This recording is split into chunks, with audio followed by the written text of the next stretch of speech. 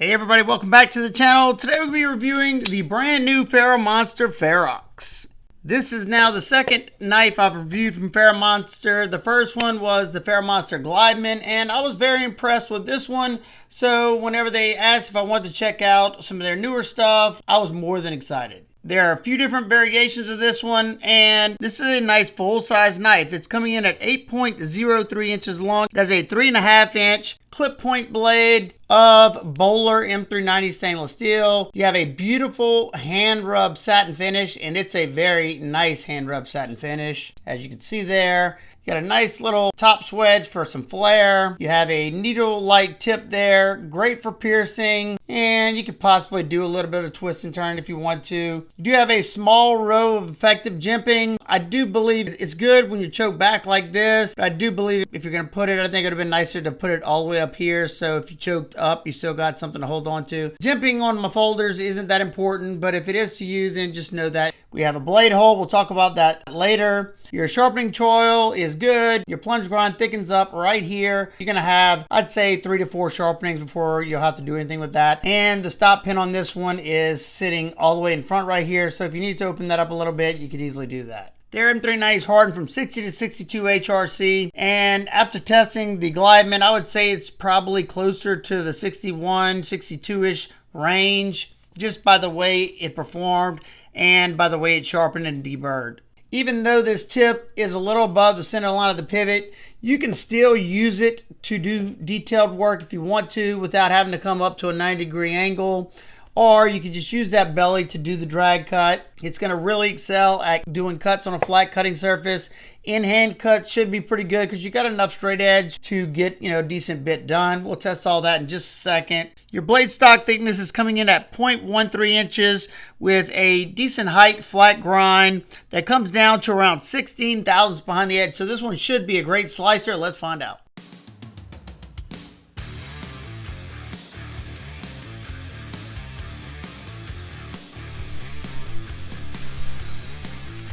I have to say, there's nothing better than getting a screaming sharp knife out of box.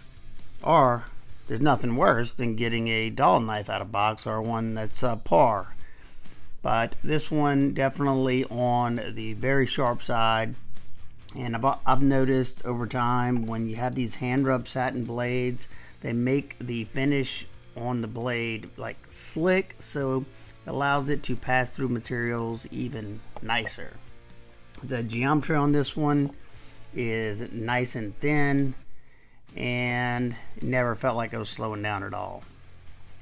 Now we're testing the ergos, and there's a nice little flat spot in the front of the scales with some jimping there that you can choke up on, and that's where I chose to sit because it's wider in that section, fills out my hand nicer, and I was able to get a lot more force into the wood. Nice and comfortable with the contouring on the scales, nothing really bothered me. And here's where I can tell the knife has bite. Look how it's just popping that sisal rope right on that belly, just doing push cuts. Fantastic job. A knife can be decently sharp, but if it skates off the sisal rope, bleh, yeah, I just want to throw the knife in the woods behind my house. So thankfully this one was nice and sharp. You can see me doing the pointer finger grip from time to time. The only way I can personally do that grip, cutting this 1/2 inch sisal rope, is if the knife has got a screaming sharp edge. So yeah, that just shows you right there that this one's nice and sharp. I've had really good luck with both Ferramonster knives that I've tested so far. First it was the Glideman, now the Ferrox. They both held an edge fantastic. I believe, I've never gotten one tested, but if I had to take a guess, it's definitely in that 60-62 range. I sharpened up the Glideman. It sharpened up cleanly, deburred very cleanly, and it responds to stropping very, very well. So, yeah, so far I've been impressed with Ferramonster. Their fit and finish is off the charts, and their performance is really good too. Sometimes it's just I'll get a really good knife and I just have subpar performance. So you can use that tip. You don't have to go up super high, but it's probably just easier just to use the belly. I just want to show you could use a tip. It's not the highest tip, So there's still pretty good versatility, but flat cutting on a flat surface is where it's really going to shine. And just look, it's blasting through this material. I mean, better than any knife I tested today. So this one definitely gets an A++ from me. Fantastic job, Ferramonster. Well, this one performed even better than the Glideman, and up until this point, I've been very, very impressed. Now, let's take a look at the deployment in action on this one. So you have a very discreet, minimal flipper with some excellent jimping there. Grabs the finger nicely without being overly aggressive. Plus, you have the long blade hole, so they can dial the detent a little stronger for the flipper, and then still easily better flip it because you have the longer hole. But your flipping action, you got a nice little light switch. You just put your finger in front of that, pull back, and it comes rocketing out. Nice, smooth, controlled action. Running on K-Tronic ball bearings. And if you want to load up, you can kind of grab the tip of that, and it comes out maybe a little bit faster, but the light switch is the most comfortable. Then that blade hole is fantastic. Very, very well-tuned detent for both actions. You can thumb flick it. You can slow roll it. You can do the drop down. All of them enjoyable. All of them work flawlessly. Let's touch on the ergos real quick. I thought the ergos were good. I was kind of worried because this is a little thin in this section right here. However, whenever I'm doing the hard power cuts, I'm choked up right here. I like to get control right up to that edge so I can see what I'm doing.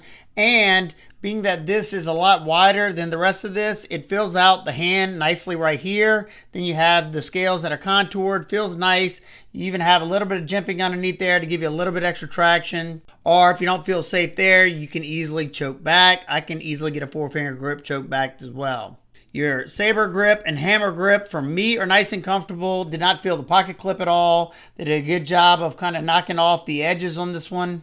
The reverse grip is nice as well. You can choke up if you'd like here, or you can choke back, but you're going to have a decent bit of leverage pushing back if you choke back like this because you're pretty far from that edge. And the reverse grip is nice and comfortable, and you kind of have a guard right there. You need to, stab it into some wood to make a feather stick or something like that. You can easily do that, and it's nice and comfortable. Now, let's close it up. Take a look at the handle area. So, my particular variant has these nice contoured dark matter copper Fatcarbon scales. Look nice and help reduce the weight dramatically on this one. You have the Ferramonster logoed pivot there. And like I said, that nice gentle contour. It's basically like a big chamfer here and here, and then a gentle contour there. I don't see any voids in the carbon fiber. If you see something, you could let me know. All your hardware is Torx T8, and it's nice crisp hardware. You have a tie backspacer with like a gear pattern that is raised a little bit, and you have an integrated lanyard loop into that backspacer. Then on the lock side, you have a dark blasted finish on the tie. All your hardware is titanium, and on this one has been coated black. You have a milled tie pocket clip that matches the dark blasting on this side. You can see the chamfers a lot better here and the slight contour on the actual scales. The retention spot underneath the clip is sitting on the opposite side, so you're not sitting on the lock itself, so you don't have to worry about that. And I had no issues with bunching up here in the lock relief, even though I would have loved to see the lock relief on the inside. It just makes it look a lot cleaner. It did not cause any issues for me personally. You have a hardened stainless steel lock insert that has an over-travel protection in it as well. The blade centering looks like it's right down the pipe. It's hard for me to tell because it's kind of dark, but hopefully it's coming across better on camera. Besides your carbon fiber scale bringing down the weight, you also have a good bit of internal pocketing on the titanium lock side to help bring down the weight even more, bringing this one to 2.96 ounces. That is fantastic, especially being that you have the 3.5-inch blade. So those of you who count the ounce and inch per blade length, this one's well under the ounce inch. Your balance point is sheer perfection, right where you want it to be, making this feel even lighter than those 2.96 ounces because it's not tipping in one direction or the other, making it very agile in hand. Hopefully y'all can see that because it's pretty dark on my side, but the lockup on this one I'd say is around 60% or so. Access to the lock bar, the show side's flush. You do have chamfers on both sides, but I'm just going to call it okay because it's still not super easy for me to get my thumb in there. However, when I use this portion, it's no problem whatsoever. That's just my go-to all the time now because of some knives having terrible lock access. This one's not terrible. It's just a lot easier for me to use this portion. I can use my thumb. It's not uncomfortable or anything, but if you had fat sausage fingers, it might be a little bit harder for you to get in there. I do wish it was opened a little bit more on this side, but then it might look a little funny being how narrow it is right here. So very, very minor thing there. Definitely not a deal breaker for me. The lockup on my sample is rock solid. Absolutely no movement in any direction whatsoever. Exactly what I'm looking for. Now for some quick size comparisons. As you can see, it's in the middle of the Ontario Rat 1 and 2. It's just a little shorter than the Spyderco PM2, and it's very similar in size to the Kaiser Militol. And lastly, it's very similar in length to the Concept Tuckamore and the Arson Colory Rebel. Now, being that absolutely no knife's perfect, what are my nitpicks and complaints? First of all, I would have liked to see a little bit more lock access, even though it's not terrible or anything. I can get my thumb in there, no problem. It's not uncomfortable, especially when I'm using this portion. I always like to see a little bit better access to the lock.